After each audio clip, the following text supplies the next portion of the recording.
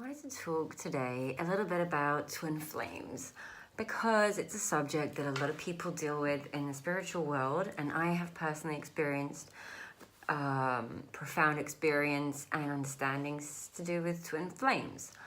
So I first met my twin about 5 years ago, and I call him my twin, but he's not my twin because there's something very confusing about twin flames. But I met the guy. I knew him from childhood. We re-met as adults, and I had this feeling that I've known him my whole life. The touch, the connection.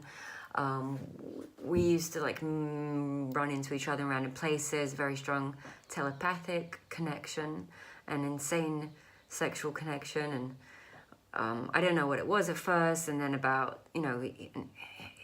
kept going on and off, and he left and I left and he left and I left, until I got some information from someone that it's probably a twin flame connection, and then I looked into that further. But I've realized that it's not a twin flame. Like, you don't have one person who's half of your soul that's split into two, and masculine and feminine, and you just try and find each other your entire lives. Because souls are whole. They're always whole. We have both masculine and feminine energy, but we're not split into two.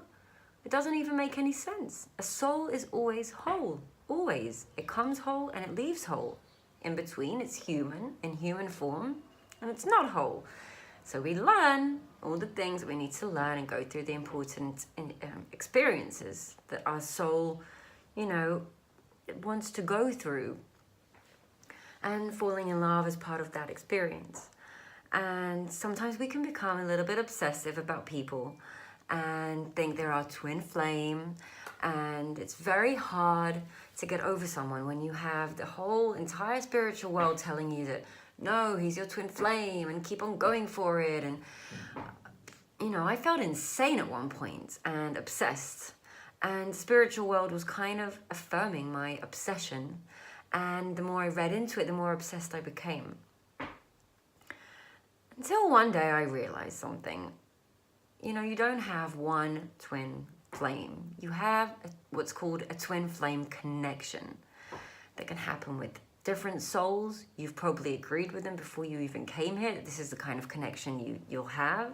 It might be a soul that you've been lovers with for many different past lives. It can be a karmatic connection. There are many different types of connections between two souls.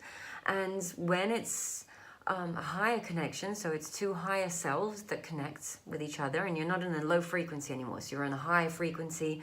I'm in my higher self and he's in his higher self, and we're doing work and we're talking about it and we're open, communicating about our sexual relationship. Then we can create a twin flame connection where one soul learns from the other and helps raise each other's vibration. So it might not always be the best relationship. There might be a lot of fights and a lot of misunderstandings, but that's the whole point of the twin flame connection, is not to make your life easy. It's not about the happy ever after, you're in love and everything's perfect. No, the twin flame connection is hard. It's a hard lesson.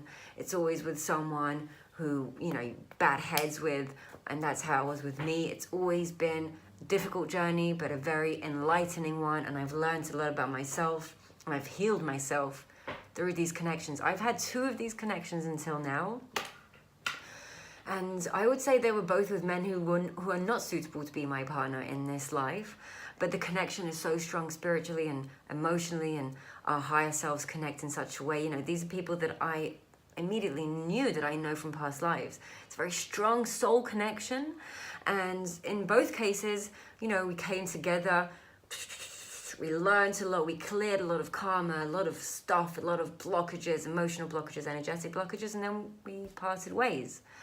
And that's a good thing. It's a good experience, but it can happen with multiple souls, not just one.